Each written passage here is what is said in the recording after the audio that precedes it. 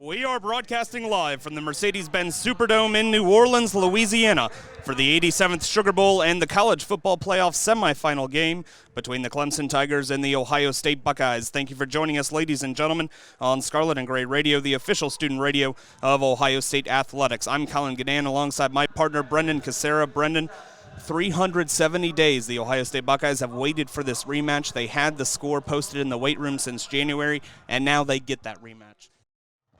Welcome back, ladies and gentlemen. Collin Ginnan here alongside Brendan Casera. Ohio State will take over 1st and 10 on their own 23, down 7-0 with 9:11 to go in the first quarter. Brendan, your thoughts on this drive here for Ohio State? You know, it feels like a drive. I know it's early, but it feels like a drive where Ohio State needs to come away with at least points for confidence moving forward in this game. That first drive, a 3-and-out for Ohio State. You feel like the Buckeyes have to come away with some points, especially because Clemson's getting open. And it's a matter of time before Trevor Lawrence starts hitting those passes. And so for Ohio State, you've got to start scoring in this game. Two tight end set. Olave motions across the formation to the right side. Ball on the left hash. Fields drops back to pass. Looking right side, complete to Olave, and across for a first down, the first down of the game for Ohio State. Olave was out to the 34-yard line. And we talked about it in games earlier this season. Ohio State's receivers' ability to create space from opposing secondaries. Chris Olave there had about 4 yards of space on that reception. And if they can break free and get open like that, if you're Ohio State, you feel pretty good and feel like Justin Fields will be able to make those passes. 1st and 10, Ohio State on their own 34. Sermon on the right hip of Fields. Wilson motions to the left side. Fields gets a snap, blitz coming, steps up in the pocket, now looks, and he dumps it off to Sermon. Sermon at the 35-40, 45-50, still going Sermon. 45 and tries to hurdle and hit out of bounds inside the Clemson 35-yard line. Trey Sermon gets involved in the passing game, and the first big play tonight for Ohio State. We talked about it when previewing this matchup earlier today on the pregame show and on the podcast yesterday. Fields likes to look deep. He's got to be able to look to those checkdowns and some of those shorter passes there. Fields looked like he may have had Wilson open, but he goes to the smart play, gets it to his running back, Trey Sermon. A big play for Ohio State there. 1st and 10, Buckeyes on the Clemson 32-yard line. Ball on the right hash. Pistol set. Handoff to Sermon on the left side. Sermon has a gap. 25-20, 15-10. Trey Sermon. Touchdown, Ohio State. Sermon punches it in first for the Buckeyes. He had a wide open hole on the left side of the Clemson defense, and the Buckeyes are a PAT away from tying it. And establishing that run, something I talked about on the pregame show. If you can do that, I think this Ohio State offense will be all right. And Trey Sermon there involved in the passing game and then involved in the running game, going out left, and a wide open hole. Great blocking, great run blocking from that offensive line. And we've got ourselves, pending an extra point, a tie ball game. That was a flawless offensive drive for Ohio State. On to kick Blake Hobble. Hobble 17 of 17 on extra points for the season. It is up, and it is good. 7:59 to go in the first quarter, and Ohio State ties it here at Mercedes-Benz Superdome. It's 7-7 Clemson and Ohio State. You're listening to Buckeye Football on the Scarlet and Gray Sports Radio. Now Ciccolini with a shot. He whiffs. He had an open net look. Back to Pearson at the blue line, far side of York. Back to Pearson at the point. His shot off a stick of Silocha finds the glass behind the net of Napier. Near side, Ryan O'Connell able to get it out. A breakout pass to Silocha. Now the other way, Fadia. Fadia from the red line just shuffles the puck along the boards as the Buckeyes get a line change. Michigan running with speed the other way. Lambert across the blue line into the right circle. His shot off the chest. Saved by Napier. Rebound, scores! Becker. Napier thought he had that one in his glove, but it had bounced off of his chest and right into the lap of Jack Becker. As he puts that one into the back of the net, it is 3-0 Michigan, 7:49 to go in the second period. And on these rushes for Michigan, they're doing a good job of beating Ohio State on the backside of things. So they get one shot off, and then they get another opportunity off of rebounds. They've had a lot of good rebound looks tonight, and they're able to convert. Michigan now with the 3-0 advantage, and Ohio State in a lot of trouble here in the second period. Second goal of the season for Jack Becker, the senior forward. Michigan from their own blue line again gets the puck up to Lambert. Lambert across the blue line. Ohio State able to steal it away. Ahak skating up the right side of the neutral zone, just chips the puck forward off the bench into the right corner. Buckeyes digging for the puck, not able to keep it in the zone. Now Michigan on a rush the other way, 2-on-2. Johnson finds Summers on the near side. Summers skates in, not quite able to keep control. Kicks it back out to Blankenberg at the blue line. His shot stick saved by Napier, ricochets into the far side corner.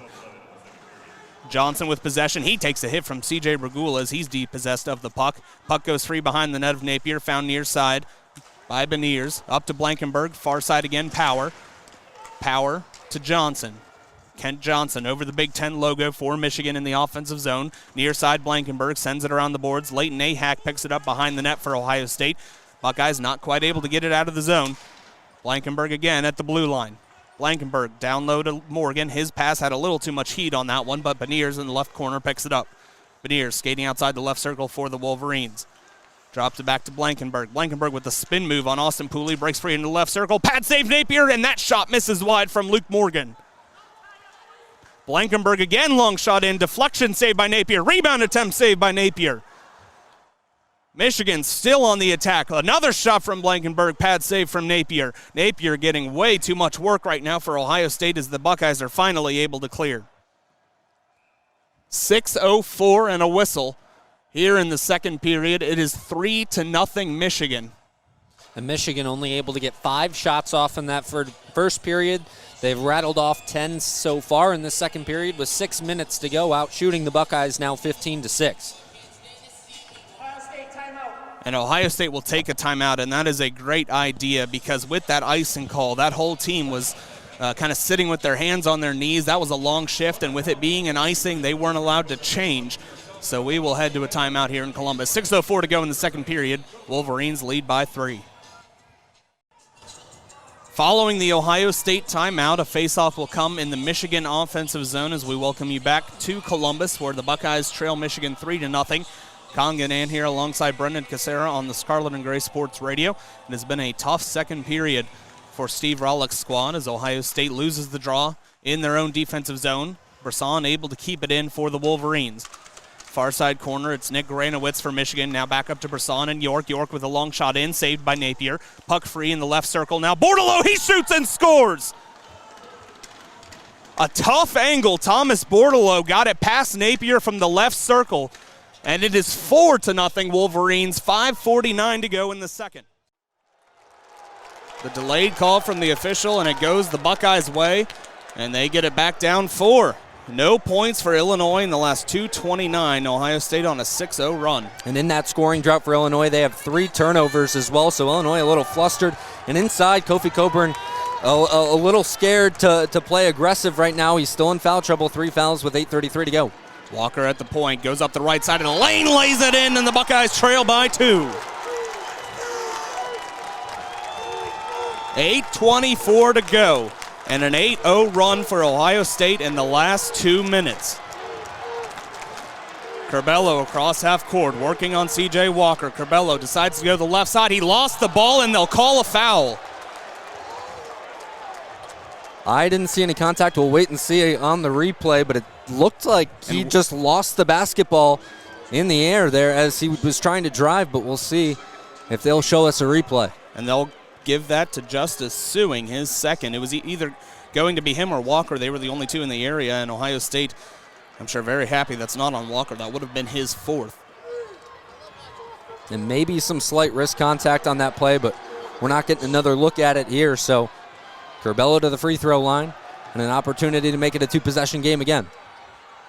Curbelo gets the first one to go. 8 fouls on Ohio State, 7 on Illinois right now. The Buckeyes have been to the free throw line 22 times today, Illinois 14. Illinois shooting significantly better from the line as the second one from Curbelo goes. 61-57, Illinois leads. 8 minutes to go in the Big Ten Championship. Walker working on Curbelo. Walker inside the 3-point arc, now goes to the glass, draws the foul, and 1 for C.J. Walker. And they'll call a timeout. 61-59, Illinois leads, and the Buckeyes will be at the line when we come back. 7:59 to go in the Big Ten Championship. You're listening to Buckeye Basketball on the Scarlet and Gray Radio.